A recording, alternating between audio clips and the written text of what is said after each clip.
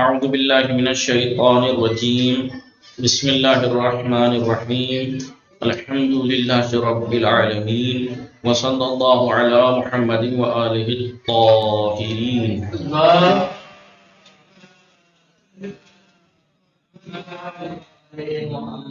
السلام علیکم ورحمۃ اللہ وبرکاتہ۔ وعلیکم السلام وعلیکم السلام ورحمۃ اللہ خیریت سے وبرکاتہ۔ آپ سب لوگ ٹھیک ہیں؟ جی مول صاحب جوہر، علی عباس، جون، غازی، وسیم، افغان، رفاق، آپ لوگ ٹھیک ہیں؟ آپ ٹھیک ہے؟ عرشی، زہرا، تطہیر فاطمہ، رئیسہ، طاہرہ بطول، صدق فاطمہ، جی، اور سلوہ، جی الحمدللہ۔ سحر، شفا بطول اور تسلیم میم۔ السلام علیکم، آپ خیریت سے ہیں سب لوگ؟ شکر الحمدللہ۔ آج تسلیم میم آئی ہیں۔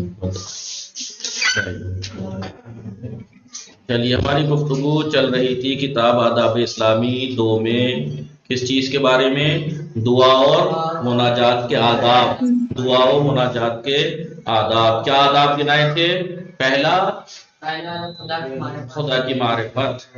جب تک معرفت نہیں ہوگی انسان کو کہ خدا ہے کیا، جس طریقے سے ہمیں اپنے محلے پڑوس کے نیتا جی کی معرفت ہوتی ہے، اپنے جی مولانا کی ہوتی ہے معرفت، کہ جب وہ آتے ہیں تو کھڑے ہو جاتے ہیں، ان کے لیے اچھے ناشتے پانی لگتے ہیں، بڑا ادب سے ان کے سامنے بولا جاتا ہے، بڑا خیال رکھا جاتا ہے۔ خدا کے سامنے اتنی بھی معرفت نہیں ہوتی ہمیں کہ ہم کھڑے کس کے سامنے ہیں، نماز میں کوئی ایسے کر رہا ہے، کوئی کیسے کر رہا ہے، تو یہ نہیں پتا ہم کھڑے کس کے سامنے ہیں۔ ہم اپنے پڑوس کے، آس پڑوس کے اپنے نیتا جی کے سامنے تو ہر ویسی حرکت کرتے نہیں ہیں کہ وہاں کھڑے ہو کے ہم منہ پھاڑ دیں جبائی لینے کے لیے، یا کچھ ہی الٹا سیدھا ڈکارے لینی شروع کر دیں، کچھ بھی کرنی شروع کر دیں، وہ بد اخلاقی ہے، بڑا لحاظ کرتے ہیں۔ کیوں؟ کیونکہ بھائی نیتا جی ہیں، مولانا صاحب ہیں، استاد ہیں، تو ان کا اتنا احترام کیوں ہے؟ کیونکہ ان کی معرفت ہے، انہیں پتہ ہے یہ استاد ہیں، یہ مولانا ہے، ان کا احترام ہے۔ لیکن خدا کا کسی کو معرفت نہیں ہے، ورنہ معرفت ہوتی تو نماز میں تمیز سے کھڑے ہوتے، جیسی اس کی معرفت ہوتی کہ کس ذات کے سامنے ہم کھڑے ہیں۔ ہم نیتا جی کے سامنے کھڑے ہوتے، آپ نیتا تو بہت دور کی بات ہے، آپ اپنے اسکول، کالج، یونیورسٹی میں آپ کلاس میں ہو، اچانک سے کوئی آ کے کہے چپراسی کہ وہ پرنسپل صاحب نے یاد فرمایا آپ کو ذرا آفس میں، تو دیکھیے کتنے بوکھلا جائیں گے، کیا ہوگا، یعنی کیا کتنے خیال آنے لگیں گے، کیا ہوگا، کوئی شکایت تو نہیں پہنچ گئی، کوئی یہ تو نہیں ہو گیا۔ بڑے کپڑوں کو سیٹ کریں گے، جلدی سے بالوں کو سیٹ کریں گے، سارا بڑھیا سیٹ کر کے بالکل بڑے ادب اور تمیز سے جائیں گے۔ میں آئی کم ان سر، جی، بڑے ادب اور لحاظ سے دروازہ بھی کھٹکھٹائیں گے، طرف سے بد اخلاقی، اور ہم مسجد میں چاہے جیسے ہڑدنگ مچا لیں گے، جی، جیسے آپ کر ہی رہے تھے اس دن مسجد میں آپ تو یہ معرفت کی کمی ہے۔ سمجھ میں آ رہا ہے آپ لوگوں کو؟ ہم پرنسپل آفس میں جب جاتے ہیں، اپنا حلیہ دیکھا ہے آپ میں سے کسی نے؟ یاد ہے کسی کو پرنسپل نے اگر بلا دیا ہو؟ پھر دیکھیے آپ ان کا کتنا، ان کو تو چھوڑیے، ان سے ریلیٹڈ چیزوں کا احترام کریں گے، پھر دروازہ بھی ذرا ادب سے کھٹکھٹائیں گے، میں آئی کم ان سر، لہجے بھی بدل جائیں گے، بول چال کا طریقہ بھی، چال ڈھال، کھڑے ہونے کا طریقہ ایسے کھڑے ہو جائیں گے جیسے بس انہوں نے تو ابھی بالکل دودھ چھوڑا ہے، اتنے معصوم ہیں یہ، جی۔ اور یہی حضرات جو پرنسپل کا اتنا احترام کر رہے ہیں، خدا کے گھر کا، مسجد میں جب جاتے ہیں خدا کا کوئی احترام یہ ہوتا ہے۔ کیا ہے؟ معرفت کی کمی نہیں کہ ہم نے خدا کو اپنے پرنسپل جتنا بھی نہیں پہچانا۔ جی، آواز کٹ رہی ہے؟ آواز آ رہی ہے میری آپ لوگوں کو؟ جی جی آ رہی ہے مولانا۔ تو ہم خدا کی معرفت، سب سے اہم چیز ہوتی ہے دعا میں معرفت کی، کہ ہمیں پتہ ہونا چاہیے کہ ہم کس سے مانگ رہے ہیں، دینے والا وہی ہے، وہی دے گا، کسی کے بس کی نہیں ہے دینا، جی۔ تو معرفت صحیح معنی میں ہو۔ دوسرا کیا چیز گرائی تھی؟ سب سے اہم چیز کیا ہے دعا اور مناجات کے لیے؟ خدا کی معرفت۔ دوسری امید ہونی چاہیے، یقین ہونا چاہیے کہ خدا پورا کرے گا، شک میں دعا نہ کرے کہ پتہ نہیں پوری ہوگی نہیں ہوگی، اللہ کرے گا۔ اور تیسرا کیا پڑھا تھا؟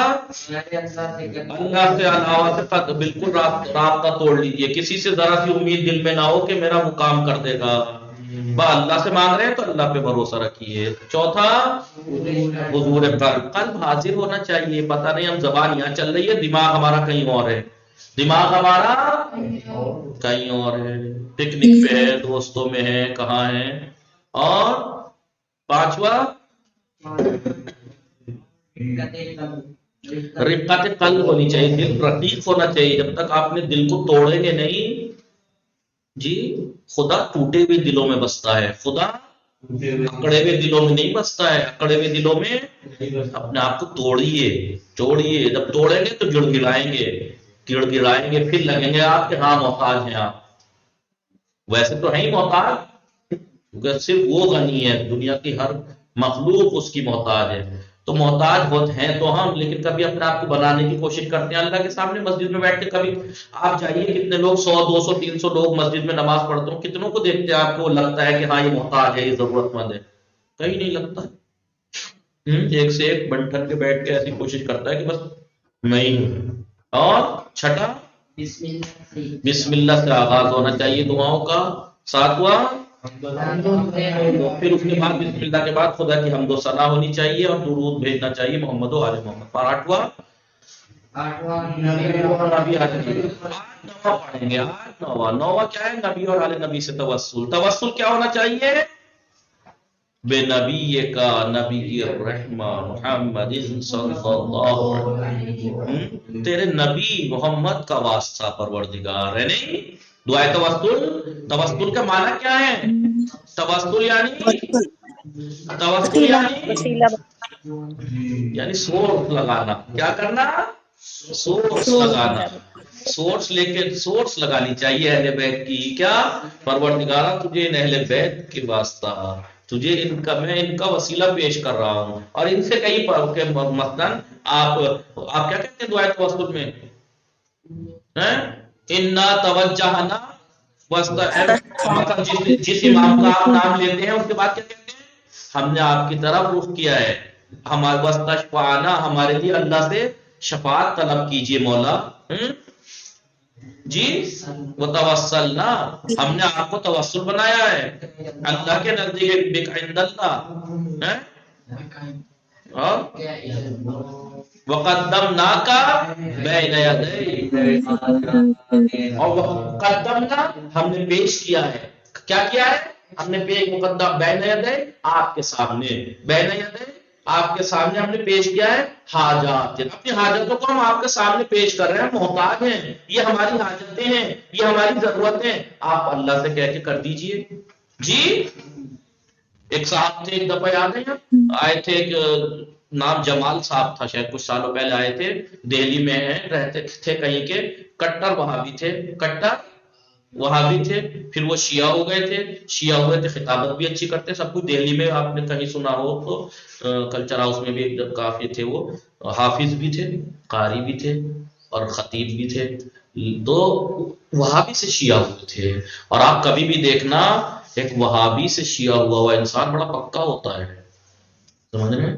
کیونکہ وہ کہتا تھا کہ ہم وہ آئے تھے یا کہہ رہے تھے کہ اب لوگ مثلاً فلاں اہل سنت میں یہ مشہور ہے کہ شیعہ کافر ہوتے ہیں، وہ تو اہل بیت سے کو مانتے ہیں، اللہ کو نہیں مانتے، دوسروں سے مانتے ہیں. کیونکہ ان کو آپ لوگوں کو کچھ نہیں دکھانا، دعائے توسل پیش کر دینی ہے. دعائے توسل سب بتا دے گی کہ ہم اہل بیت کو کیا مانتے ہیں. وسیلہ مانتے ہیں، ہم اللہ کو مانتے ہیں. کیونکہ شیعہ سے اگر شیعہ موحد نہیں ہے تو کوئی قوم موحد نہیں ہے. شیعہ ہی قوم ایسی ہے جو موحد ہے، جو خدا کو اس کے حق کی طرح مانتی ہے، جو اس کا حق ہے اسے ماننے کا. سمجھ میں آ رہا ہے؟ کیونکہ دعائے توسل پیش کر دیجئے.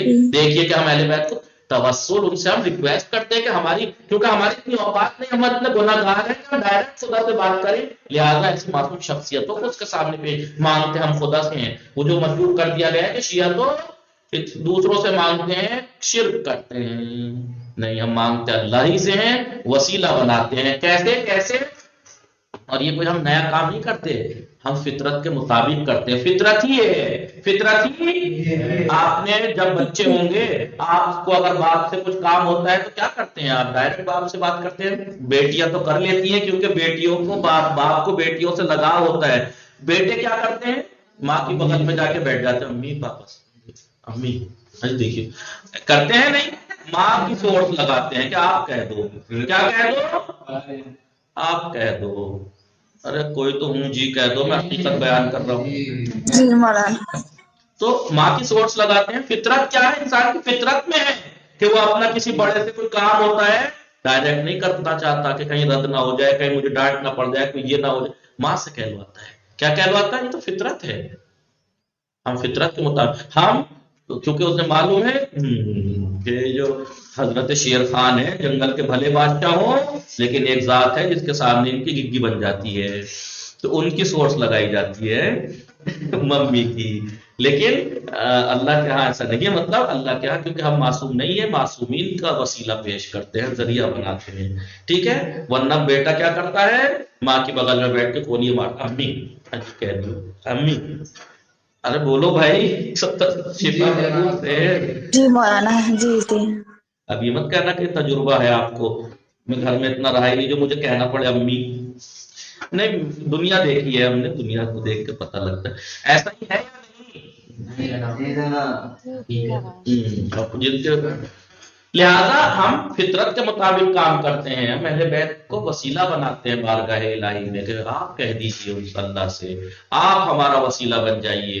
پوری دعائے توسل کو ترجمے کے ساتھ پڑھیے تو صحیح.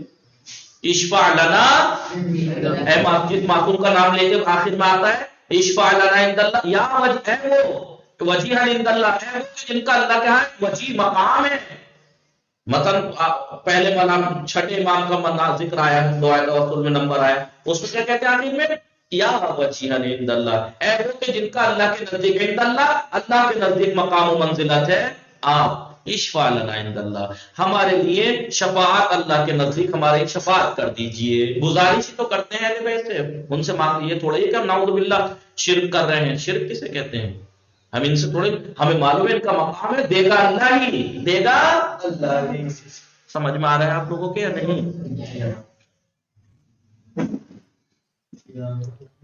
کمال سحر اتنے پکے نہیں دیکھے میں نے لوگ. طاہرہ, بطول, رئیسہ, تطہیر, عرشی, شفا, اتنے پکے لوگ نہیں دیکھے کہ اتنا کہنے کے بعد بھی نہیں بولتے ہیں. تو محمد نبی و آل نبی سے توسل, تو یہی چیز ہے کہ جب دعا مانگیں تو ان کا توسل بنائیے, وسیلہ بنائیے. چونکہ نبی اکرم صلی اللہ علیہ وآلہ وسلم صحرا ہیں بھی یا نہیں؟ دیکھیے ابھی پھر وہ آئیں گی کہیں گی میں تو یہی ہوں. چونکہ نبی کریم صلی اللہ علیہ وآلہ وسلم اہل بیت اطہار رحمت و فیضان الہی کا وسیلہ ہے. کیونکہ نبی کریم اور ان کے اہل بیت اطہار خدا کی فیض و برکت و رحمت کا وسیلہ اور ذریعہ ہیں, اور انہیں کی انہیں خدا کی بارگاہ میں حق شفاعت حاصل ہے, انہیں شفاعت کا حق حاصل ہے. لہذا اپنی دعائیں قبول کرانے کے لیے ان سے توسل کرنا چاہیے. انہیں کیا کرنا چاہیے؟ وسیلہ بنانا چاہیے. اور خدا کو ان کی عظمت و جلالت کا, پروردگارہ تجھے اہل بیت اطہار کی عظمتوں کا واسطہ, شرافتوں کا واسطہ, ان کی کرامتوں کا واسطہ, جی ایسے, ٹھیک ہے, ان کی عظمت و جلالت, ان کے حق کا واسطہ دے کر انہیں اپنا شفیع بنا. پروردگارہ تجھے ان کے حق کا واسطہ, ان کی عظمتوں کا واسطہ, ان کی عصمت کا واسطہ ہے, ایسے واسطہ. 10واں ادب کیا ہے آداب دعا میں؟ اعتراف گناہ. اپنے گناہ کا اقرار کیجئے. ٹھیک ہے, ہم اپنے گناہ انسانوں کے سامنے نہیں اقرار کرتے کیونکہ ہمیں ڈر شرم آتی ہے یا بدنامی ہوگی, لیکن اس سے تو اس کے سامنے بیان کیوں نہیں کر سکتے؟ اسے تو معلوم ہے, نہ بھی کہیں گے آپ, اسے معلوم ہے, اسے اعتراف کیجئے پروردگارہ میں خطا کار ہوں, میں گنہگار ہوں, خطائیں بھی کرتا ہوں. میں منع نہیں کر رہا کہ میں خطائیں نہیں کرتا, میں انکار نہیں کر رہا میں گنہگار نہیں ہوں, میں گنہگار بھی ہوں, خطا کار بھی ہوں پروردگارہ, لیکن تیرا ہوں. تیرے سے نہیں بھاگ سکتا, تیری قدرت سے باہر نہیں جا سکتا. لہذا اس بندے پر رحم فرما. دعا مانگنے سے پہلے انسان کو اپنی عاجزی کا اقرار کرنا چاہیے. میں عاجز ہوں, میں لوگوں سے ٹھکرا کر ٹھوکریں کھاتا ہوا یہاں آیا ہوں, لوگوں سے نا امید ہو کے تیرے پاس آیا ہوں. ناتوانی کا اقرار کرے, یہ گناہوں کا اقرار کرے, غلطیوں کا اقرار اور اعتراف کرے, اور اس اعتراف کے ساتھ ان پر ندامت بھی کرے. پروردگار میں بہت شرمندہ ہوں, لیکن میں گنہگار ہوں, خطا کار ہوں, غلطی ہو گئی ہے, میں شرمندہ ہوں.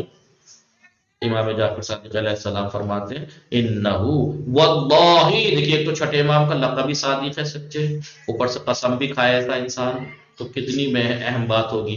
واللہ خدا کی قسم ما خرج عبد من ذنب الا بالاقرار، خدا کی قسم کوئی بھی انسان اپنے گناہوں کا اقرار کیے بغیر گناہوں سے پاک نہیں ہو سکتا. آپ کتنی بھی دعائیں کر دیں جب تک اپنے گناہوں کا اقرار کر کے نہ مانگیں گے معافی تب تک تھوڑی کہ یہ غلطی ہو گئی وہ غلطی ہو گئی. 11واں ادب کیا ہے دعا کا جی؟ گناہوں کا اقرار. پاک اور حلال غذا، پاک اور حدیث قدسی میں وارد. حدیث قدسی جانتے ہیں کسے کہتے ہیں؟ کون جانتا ہے حدیث قدسی؟ کمال ہے. دیکھیے حدیث 3 چیزیں ہوتی ہیں، ایک آیت، ایک حدیث قدسی اور ایک حدیث. حدیث قدسی ارے حدیث. اگر معصومین بھی کوئی چیز کہتے ہیں تو دراصل وہ اللہ ہی کا تو ہوتا ہے، خود معصومین کا رسول نے کیا کہا ہے؟ کیا ہے؟ لا ينطق عن الهوى ان هو الا وحی یوحی. یہ خود سے کچھ نہیں بولتے، وہی بولتے ہیں جو اللہ کی وحی کہتی ہے وہی بولتے ہیں. لیکن پھر بھی کہنے کا مقصد یہ آیت کسے کہتے ہیں؟ آیت میں لفظ بھی خدا کے ہوتے ہیں، معنی بھی، لفظ بھی، اور آیت ساری قرآن ہے، آیت ساری. لیکن کچھ باتیں ایسی ہوتی ہیں جو خدا پیغمبر سے کچھ کہہ دیتا ہے لیکن پیغمبر اسے اپنی زبان میں اپنے الفاظ میں لوگوں سے بیان کرتے ہیں. خدا کہتا ہے مفہوم کہہ دیتا ہے، اس کا مطلب سمجھا دیتا ہے، پیغمبر اپنے الفاظ میں لوگوں سے کہہ دیتے ہیں. اسے کہتے ہیں حدیث قدسی. حدیث بات اللہ کی ہے، الفاظ رسول کے ہیں. بات اللہ کی ہے، الفاظ رسول کے ہیں. لیکن حدیث میں کیا ہوتا ہے؟ الفاظ بھی رسول کے ہوتے ہیں، مفہوم بھی. سمجھ میں آیا؟ جی آقا. حدیث قدسی میں وارد ہوا ہے، یعنی بات اللہ نے کہی ہے، اللہ نے، رسول نے بس اپنے الفاظ میں بیان کیا ہے. فَمِنْ قَدْ دُعَاءُ وَعَلَيَّ الْإِسْتِجَابَةُ، دعا تمہاری طرف سے، جواب دینا، اس کو قبول کرنا میرے اوپر. اللہ کہہ رہا ہے. کیا کہہ رہا ہے حدیث قدسی میں؟ کیونکہ حدیث قدسی اللہ ہی کہتا ہے، الفاظ رسول ہو کے ہوتے ہیں، رسول اپنے الفاظ میں بیان کرتے ہیں. دعا کرنا تمہارا کام، فَمِنْ قَدْ دُعَاءُ، اے رسول دعا کرنا تمہارا کام ہے، وَعَلَيَّ الْإِسْتِجَابَةُ، اور اسے قبول کرنا میری ذمہ داری ہے. فَلَا تَحْتَجِبُوا عَنِّي دَعْوَةٌ إِلَّا دَعْوَةُ آكِلِ الْحَرَامِ. جی اور میں حرام لقمہ کھانے والے کے علاوہ میں کسی کی دعا رد نہیں کرتا. میں کسی کی دعا رد نہیں کرتا، واپس نہیں لوٹاتا. صرف کس کی لوٹائی جاتی ہے؟ جس کے پیٹ میں لقمہ حرام ہو. لقمہ حرام کھانے والے کے علاوہ میں کسی کی دعا رد نہیں کرتا، یعنی سب کی پوری کر لیتا ہوں دعائیں، بس اسی کی نہیں کرتا جو لقمہ حرام کھانے والا ہے. پیغمبر اکرم صلی اللہ علیہ وآلہ وسلم کا ارشاد ہے، من احب ان یستجاب دعاءہ، من احب جو پسند کرتا ہے، یعنی جو چاہتا ہے کہ ان یستجاب دعاءہ، کہ اس کی دعائیں قبول ہوں. دعاءہ ان یستجاب دعاءہ، کہ اس کی دعائیں قبول. جو کوئی یہ چاہتا ہے کہ اس کی دعائیں قبول ہوں، فَلْيُطَيِّبْ مَطْعَمَهُ وَكَسْبَهُ، تو اسے چاہیے کہ اپنا کھانا اور کمانا اس کو طاہر رکھے. کیا رکھے؟ طیب و طاہر ہونا چاہیے. کمائی بھی پاک ہونی چاہیے، کھانا بھی پاک ہونا چاہیے. جو اپنی دعائیں قبول کرانا چاہتا ہے اس کی غذا اور کسب معاش طیب و طاہر ہونا چاہیے. سمجھ میں آ رہا ہے نہیں؟ بہت سے لوگ آ کے کہتے ہیں، ان سے کہو کہ بھائی تم جو ہے ناچ گانے کے جو ہے موسیقی گانے بجانے کے سامان کی دکان کر رکھی ہے، حرام ہے. کیونکہ مولانا بجاتے تھوڑے ہی ہیں، بیچ ہی تو رہے، بیچنا بھی حرام ہے ان کا. شراب بھلے آپ نہ پیے، آپ نے دکان کھول رکھی ہے بیئر بیچنے کی، تو حرام ہے وہ، اللہ آپ کی کمائی حرام ہے وہ. ٹھیک ہے، تو دیکھنا چاہیے کہ آپ تجارت کس چیز کی کر رہے ہیں، کہ حرام تو نہیں ہے، نجس چیزوں کی ہے، اور بہت سی کیا کیا ہے، سب دیکھیں اسے تجارت کرنے سے پہلے ہم کیا کر رہے ہیں. نمبر 12، کیا 12 آداب دعا میں سے 12واں ہے دعا پر اسراف. ہر بات کہیے. بچے کو نہیں دیکھا آپ نے؟ کیا بچہ چپ چاپ ایک بار چاکلیٹ مانگ کے، ممی چاکلیٹ یا پاپا چاکلیٹ ایک بار کہہ کے اگر پھر نہیں دلائی خاموش ہو جاتا ہے؟ جب تک نہیں آرام سے بیٹھتا، چاہے 2-3 دن لگ جائے، جب تک اسے چاکلیٹ مل نہ جائے. سمجھ میں آ رہا ہے؟ जी मौलाना। अब चॉकलेट का नाम जी इसलिए ले रहा आका। हूँ कि लड़कियां ज्यादा बेहतर समझ सकती हैं चॉकलेट का, क्योंकि लड़कियों को बहुत पसंद होती है चॉकलेट। दुआ पर इसरार करते रहना चाहिए और दुआ मांगने से थकना नहीं चाहिए, और जितना भी मुमकिन हो गिड़गिड़ाना चाहिए।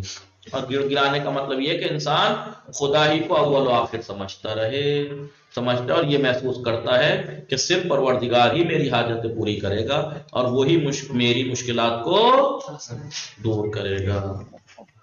पैगंबर अकरम सल्लल्लाहु अलैहि वसल्लम के ऐसा ना हो कि आपने एक दो दिन दुआ मांगी, दो चार दिन दुआ मांगी, पूरी ना हुई, अब यार छोड़ो, अब दुआई करनी छोड़ दी, मांगनी छोड़ दी, वाली बात है नहीं।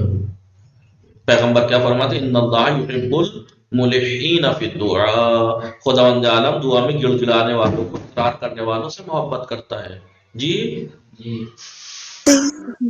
तीसरा आदाब दुआ में से क्या है, ये दुआ मांगते वक्त इज्तिमाई शक्ल में दुआ हो तो बहुत बेहतर, क्योंकि इतने लोगों में किसी के दिल, अगर किसी की तो कबूल होगी जी, इतने लोगों में एक ही बात जब इतने लोग मांगेंगे तो किसी की तो कबूल होगी। एक बात। दूसरा आपने सुना होगा कि दुआ जनाबे मूसा का फरमान है, जनाबे मूसा से अल्लाह ने कहा, उन्होंने कहा कि किस बात पे कोई बात थी, तो अल्लाह ने कहा उस जबान से दुआ करो जिससे गुनाह ना किया हो। कहा या अल्लाह ऐसी तो कोई जबान हो ही नहीं सकती जिसने गुनाह ना किया हो, जिससे गुनाह ना हुआ हो। कहा कि है दूसरे की जबान, आपने उस दूसरे की, मैंने आपकी जबान से गुनाह थोड़ी किया है, मैंने आपकी जबान से गुनाह थोड़ी किया, अपनी जबान से किया है गुनाह, आपकी जबान से तो नहीं, लिहाजा आप मेरे लिए दुआ मांगिए। जी और आपने मेरी जबान से थोड़ी गुनाह किया है, मैं आपके लिए दुआ मांगू, अल्लाह कबूल करे।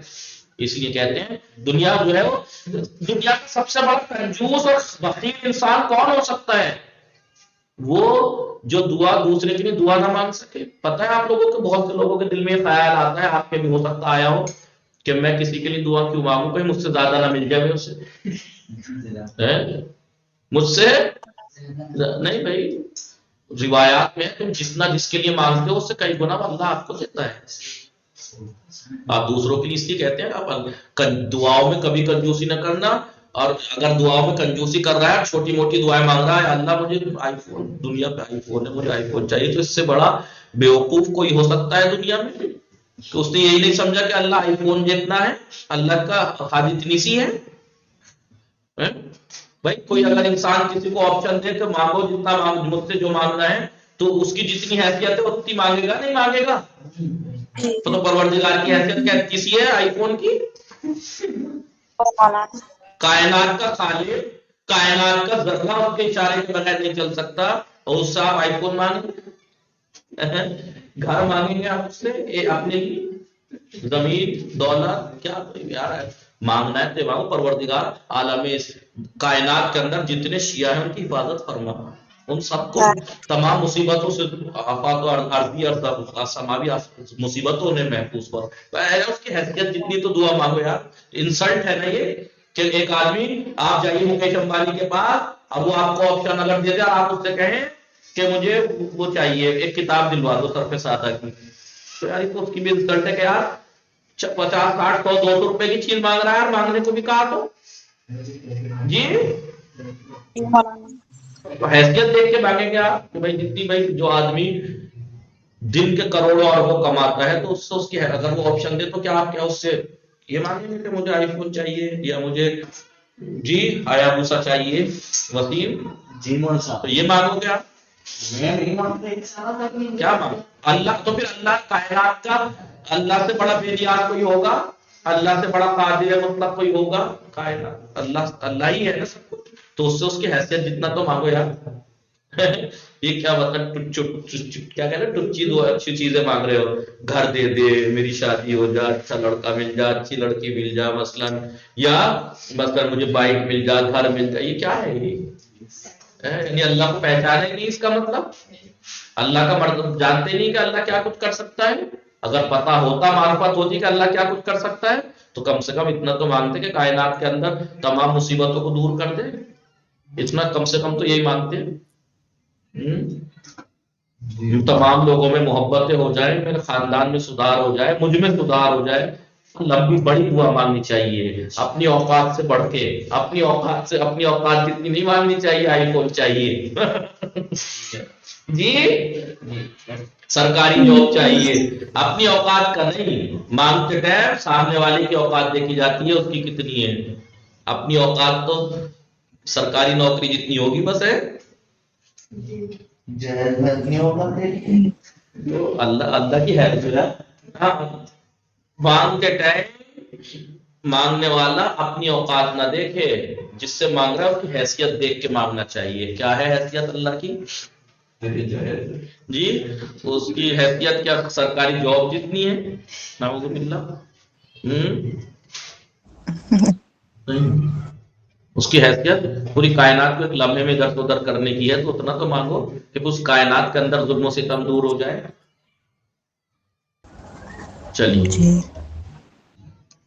تو اجتماعی اس لیے کیا کہا، دیکھا آپ نے دیکھا تھا نہیں کہ جب بھی کوئی ایسا موقع آیا معصومین نے اس پہ عمل کر کے دکھایا، ورنہ معصوم اگر کچھ کہیں دعا قبول نہ ہو ایسا ممکن ہے، لیکن ہمیں بتانے کے لیے انہوں نے کیا کہا، میں دعا کرتی ہوں تم آمین کہنا ہے۔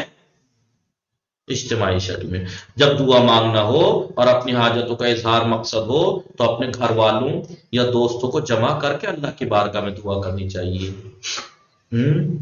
اور میں نے کہیں پڑھا ہے یا سنا ہے کہ امام جمعہ کو ایک خاص مرتبہ حاصل ہے، امام جمعہ کو، تو آپ جائیے امام جمعہ کے پاس، مولانا جمعے کے بعد ہمارے لیے دعا کرا دیجیے گا، تو ان کو ایک خاص مرتبہ دیا گیا ہے۔ جب دعا مانگنا ہو تو کیا امام جعفر صادق علیہ السلام اور مولانا مسجد کے امام ہیں، یہ ہیں وہ، تو سب دعا کریں گے تو کتنے لوگ آمین کہیں گے؟ کان ابی، چھٹے ماں کیا فرماتے ہیں، کان ابی اذا احزنہ، کسی نے دھیان نہیں دلایا، کان ابی اذا احزنہ امر، میرے والد جب کوئی چیز انہیں غمزدہ کرتی تھی تو جمع النساء والصبیان، تو عورتوں کو جمع کرتے تھے گھر کی اور بچوں کو، ثم دعا، وہ دعا کرتے تھے، وَأَمَّنُوا، اور آمین کہتے تھے۔ جی تو کیا کرتے تھے، عورتوں اور بچوں کو اکٹھا ہونے کا حکم دیتے تھے، پھر دعا فرماتے تھے اور سب لوگ آمین کہتے تھے۔ وصلی اللہ علی محمد وآلہ الطاہرین۔ 3 منٹ ایکسٹرا ہو گیا، میں یہ کہنا چاہ رہا تھا، کسی نے دھیان نہیں دلایا۔ خدا حافظ۔